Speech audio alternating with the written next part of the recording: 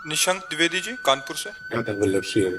राधा वल्लभ श्री हरिवंश महाराज जी। महाराज जी 2 साल से आपका सत्संग रूपी सानिध्य प्राप्त हुआ, जिससे जीवन में जादुई परिवर्तन आए।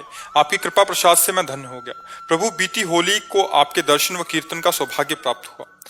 महाराज जी मेरा प्रिंटिंग प्रेस का व्यवसाय है, जिसमें प्रतिष्ठानों की बिल बुक व अन्य स्टेशनरी की छपाई होती है। प्रभु जब से हमने आपके एकांतिक में भगवत नामों व चित्रों की छपाई संबंधित बात सुनी है, तब से मन में संदेह रहता है, क्योंकि लगभग 95% प्रतिष्ठानों के नाम भगवान के नाम से हाँ होता। तो महाराज जी इस कंडीशन में हम क्या करें? हमें बहुत संदेह हो रहा है भगवत नाम। हाँ, मतलब अब हमारी प्रार्थना तो यही थी कि जैसे विवाह के कार्ड में शंकर पार्वती जी बना दिए, राधा कृष्ण बना दिए, नाम लिख दिए, और वो कार्ड ब्याह का अपना लोग फिर डस्टबिन में फेंक दिए। उसका कोई भगवान के रूप में तो महत्व करते नहीं हो, तो निमंत्रण कार्ड के रूप में करते हैं। या जिसमें नाम लिखा है भगवान के, तो वो पैरों के नीचे पड़े, नालियों में पड़े, कूड़ेदानों में पड़े। तो हम उसी नाम की सिद्धि से भगवान को प्राप्त करते हैं। हम उन्हीं भगवान के चित्रों को पूजा में विराजमान करके भगवान की प्राप्ति करते हैं। तो इसलिए हमारी प्रार्थना थी कि जैसे झोले में छाप दिया, जैसे निमंत्रण कार्ड, वैसे हर जगह हमको थोड़ा ध्यान रखना है कि हमारे इष्ट का नाम, हमारे इष्ट की छवि, इनका अपमान न हो। अब इस पर कोई ध्यान तो देता नहीं, चूंकि अर्थ प्रधानता बुद्धि होने के कारण कोई ध्यान नहीं देता। तो अब उस कंपनी वाले की जो दुर्गति होगी उसको पता नहीं है। खुली बात कह रहा हूं, उस कंपनी वाले की जो दुर्गति होगी, कमा लो रुपया कितना कमाओगे, और जब इस नामा अपराध का टक्कर लगेगा तो सब विध्वंस हो जाएगा, किसी काम में नहीं आएगा। तो इसलिए हमारी प्रार्थना रहती कि हम सनातन धर्मावलंबी हैं। अगर आपके सामने लिख दिया जाए राम और कहा जाए जूते से चढ़ के जाओ, हमें लगता है अगर सनातन धर्मावलंबी हो तो गला कटवाना स्वीकार करोगे, नाम में पैर रखना स्वीकार नहीं करो। और आज लोग ईंट पे नाम लिख रहे हैं और लेटरिन बाथरूम में वो ईंटें लग रहे हैं। कोई सोच पा रहा जरा इन बातों को? मतलब विचार करना। हरि नाम लिखा जा रहा है, राम नाम लिखा जा रहा है, राधा नाम लिखा जा रहा है, ईंटों पे भगवान नाम लिखा जाता है। हमने देखा है कि अब वो ईंटों से बाथरूम भी बनता है, शौचालय में भी ईंट लगती है। अब कहाँ बुद्धि भ्रष्ट होने से बचेगी? पर इसकी सूक्ष्मता कौन देखता है? तो कौन सिद्ध हो रहा है, कौन भगवत प्राप्त हो रहा है, कौन सुखी हो रहा है? गंदी बातें हैं कि हमारे भगवान के नाम का अपमान किया जाता है। अब इस पर क्या किया जा सके, आप हमें विचार करके बताओ। हमारे विचार तो हमने आपके सामने रखे। हम तो इस बात का भी विरोध करते हैं जो भगवान की छवियों को, भगवान के नाम को पोस्टरों में अपने प्रचार प्रसार के लिए लगाते हैं, इसके बाद फाड़ के और नाली में फेंक दिए जाते हैं। हमें तो मतलब अब हमारी बात सुनेगा कौन? क्योंकि अपने स्वार्थ में जिसकी बुद्धि पागल हो गई, वो हमारी बाबा जी की बात कौन सुनेगा? नहीं तो बड़े बड़े ऐसे अपराध किए जा रहे हैं नाम के, जिनको अपराध नहीं समझा जा रहा है। छोटे छोटे थैले हैं और उनमें पूरा सब, औरों की तो बात जाने दो, बड़ी बड़ी जगहों से बड़ी बड़ी गलतियां हो रही जिनको संभालना मुश्किल है, नहीं संभल पाएंगे। क्योंकि उनको सिर्फ अर्थ दिखाई दे रहा है, अपना प्रचार प्रसार दिखाई दे रहा है। कैसे तुम्हें बताएं कि मतलब ये लगता है कि छोटे मुंह बड़ी बात, कौन हमारे को बात समझेगा? ऐसे ऐसे अपराध किए जा रहे हैं केवल प्रचार के लिए, केवल पैसे के लिए। तो अब उस पर हम क्या विचार कर सकते हैं, उस पर हम क्या कर सकते हैं? क्योंकि अब ये तो गली गली आप देखो चिपका दिए, ठाकुर जी की छवि बना दी, गुरु की छवि बना दी, 4 दिन के बाद फाड़ करके नाली में पड़े हुए हैं। ये सनातन धर्म का स्वरूप जो है, हम बनते हैं अपने धर्मावलंबी और अपने प्रभुओं का अपमान हम स्वयं कर रहे हैं, अपने प्रभु की छवियों का अपमान कर रहे हैं, प्रभु के नाम का अपमान कर रहे हैं। तो आराधना किसकी करोगे? तभी रंग नहीं आता है। एक छवि विराजमान की पूजा में, फिर दूसरी अच्छी लगी तो उसको निकाल करके ऐसे कूड़ेदान की तरह रख दिया, और वो फिर वो शीशा फूटा तो फुटपाथ में रख दिया। तो वो जो सिंहासन में विराजमान वो तुमसे बोलेंगे क्या, तुम्हारे ऊपर कृपा करेंगे क्या? क्योंकि उनको पता है 4 दिन बाद दूसरी छवि आएगी, वो हम फिर फुटपाथ में पहुंच जाएंगे। तो ये आप देख लो ना, पीपल के नीचे कितनी आपको छवियां मिलेंगी, कितने लक्ष्मी गणेश जी मिलेंगे। अरे भैया, अगर आपको ऐसा है तो उसकी पद्धति है, आप किसी पवित्र नदी की तक ले जाओ कार में रखकर, और वहां गड्ढा खोदो और वहां विराजमान करके ऊपर से ऐसे सम्मान और फिर प्रणाम करके चले आओ। उसका एक मतलब तरीका है। अब ऐसे नहीं जहाँ चाहो जैसे चाहो, पर अब बहुतायत हो रही। हमने एक झोला देखा, छोटे छोटे थैले, छोटे छोटे झोले, पूरा भगवान नाम और क्या क्या सब लिखा हुआ है, और केवल चंद रुपए के लिए। अब उसमें सामान लेके आया जो, तो सामान का प्रयोग करा, झोला को फेंक दिया, क्योंकि साधारण उसके झोले बनते हैं तो साधारण थैलियों की तरह। अब उनमें कितने भगवान नाम लिखे हैं, उनके क्या आप कैसे बताएं। अब वो समझ में तब आवे ना जब भक्ति करें। भक्ति तो है नहीं, तो उनको रुपया की भक्ति, तो रुपया दिखाई देता है।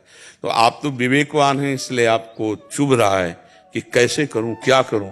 तो अब इस पर आप विचार करो और हमको भी सलाह दो कि आप क्या करो।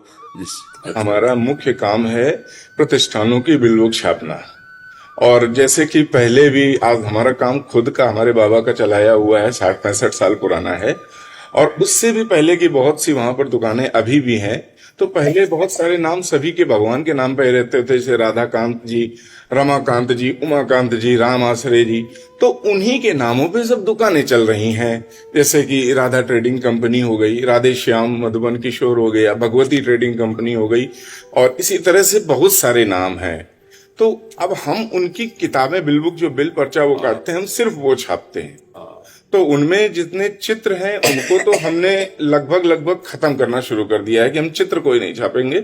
लेकिन वो दुकानों के नाम तो बदल नहीं सकते, और अगर हम उनसे कहने का प्रयास करते हैं तो वो मखौल बनाते हैं कि अरे ये सब क्या है। हाँ, वो ऐसे नहीं जानते ना। वो मतलब वही हम आपसे जैसे प्रश्न किया था कि अगर आपके सामने नाम लिख दिया जाए भगवान का, तो कहा जाए चढ़ो इस पर, नहीं तो गर्दन कटवाओ। तो हमें तो लगता है हमारी सनातन धर्म की श्रद्धा कहेगी कि गर्दन काट दो, लेकिन मैं पैर नहीं रख सकता, ये मेरे भगवान का नाम है नहीं। तो अब हमारे द्वारा वही लिखित नाम कोई पैर के नीचे पड़ तरफ से तो प्रभु जी वो चीजें सही जाती हैं।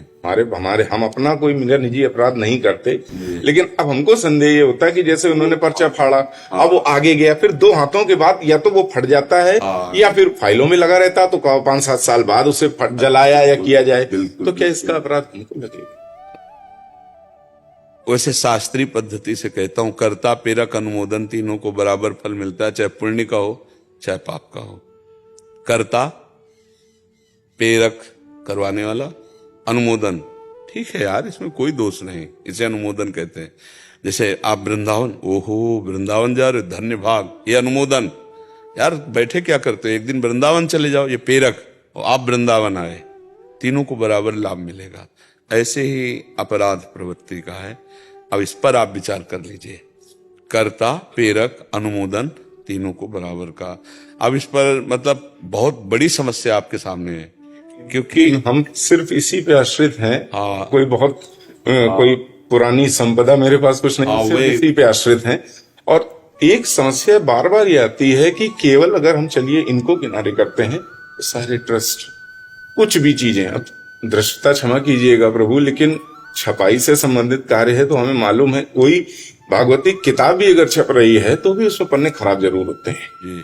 और वो पन्ने, तो हमारे यहाँ धर्म की ये ऐसी व्यवस्था है कि जो पूर्व ग्रंथ खराब हो जाते हैं, मतलब जिनका हम पढ़, तो उनको हम जा करके प्रवाहित करते हैं या उनको समाधिस्थ करते हैं, उनको समाधि देते हैं, मतलब जमीन पे, और या जल में उनको हम प्रवाहित करते हैं। प्रेस में ही खराब होते हैं, प्रेस जो जहाँ छपते हैं, हाँ, वहां पर खराब होते हैं। जिन्हें ज्ञान है वो शायद बचा लें, अदरवाइज हर जगह पर वो डस्टबिन में। हाँ, बिल्कुल। कई बार कुछ सामान में लिपटा हुआ गीता का पन्ना आया, कई बार गीता जी का पन्ना, मतलब जिसमें पूरा श्लोक सहित अर्थ सहित है, वो को जैसे छोटी कोई पुड़िया है तो उसमें गीता जी के उसमें, क्योंकि रद्दी कागज में बिकी है। जिनको ज्ञान नहीं हो तो अपमान करते ही हैं। पर हमारे जो सनातन धर्म की इस समय दुर्दशा हो रही, वो इन्हीं कारणों से, कई ऐसे कारण हैं जिनको नहीं समझा जा रहा है। छोटी सी कामना करके मंदिर बनवा दिया, लेकिन जल चढ़ाने वाला कोई नहीं है। गांव में मंदिर है, अब उनकी व्यवस्था नहीं है, पशु पक्षी ऊपर जा रहे हैं, बैठ रहे हैं, लोग शंका कर रहे हैं, कोई मतलब कई तरह की भारी अव्यवस्थाएं हमारे धर्म में चूक होती चली जा रही, जिन पर नहीं ध्यान दिया जा रहा है। पहले मंदिर बनाया जाता था तो उसमें संपत्ति लगाई जाती थी कि आरती पूजा होती रहे, कम से कम गांव में मंदिर तो जल चढ़ा दिया। ऐसे मंदिर बनाना निषेध है, नहीं तो नरक जाओगे। तो कई ऐसी बातें हैं जिनको आज अज्ञान में समझा नहीं जा रहा और बड़ी त्रुटियां हो रही। मंदिर में संपत्ति लगी तो मंदिर के काम में नहीं आ रही और दूसरे लोग अपने प्रयोग में ले रहे हैं। ये सब नारकी गतियों की बात है। तो आप जहां तक हो सके विवेक के द्वारा आप देख लीजिए। मेरे लिए क्या आदेश है? अब इस पर हम कैसे क्या मतलब, हमारी सामर्थ्य इस पे नहीं है कि हम आपको हरी स्याही लगा दें या लाल स्याही लगा दें। आपके सामने बात रख दिए, इसका फाइनल आप करेंगे। आपके सामने हमारे लिए तो आप सब कुछ। ले इस पे क्या है ना कि चूंकि मेरे आराध्य देव का विषय है और आपके व्यापार का विषय है, अगर मैं ना कहता हूं तो आप पूरा परिवार है आपके पोषण के लिए, और अगर हाँ कहता हूं तो मेरी उपासना है पूरे जीवन की। इसलिए हम ये बात केवल आपके ऊपर छोड़ देते हैं। अगर मेरे फाइनल करने की होती तो अभी फाइनल कर देता, लेकिन मेरे फाइनल करने में नहीं है, क्योंकि मेरी उपासना का विषय है और आपके भरण पोषण का विषय है। आपके परिवार का अव्यवस्थित हो जाए कभी नहीं चाहूंगा, और मेरे प्रभु के नाम का अपमान हो कभी नहीं चाहूंगा। उसमें ऐसे फंसे हुए हैं महाराज जी। प्रभु से ही प्रार्थना करो। सुनो, जिनका नाम उन्हीं से प्रार्थना करो कि आपकी गरज हो तो आप हमको प्रेरित करो और दूसरा मार्ग दो जिससे मैं बचूं, नहीं तो चला आ रहा है आप देख ले, हम आपकी शरण में हैं। तो वही सब संभाल सकते हैं, उन्हीं का सारा खेल है, नहीं ना। कर्म